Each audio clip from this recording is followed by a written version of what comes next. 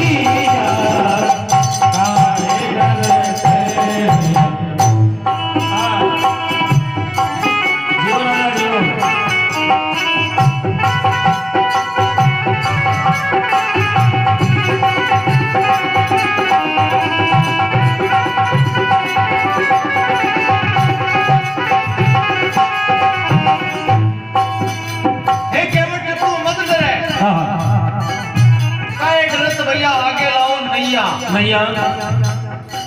चंद्रमा की जुल्फ कोनी है थोड़ा केवट काई कवे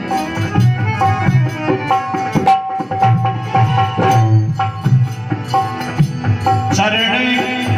सुवत स्वामी ओ पतरी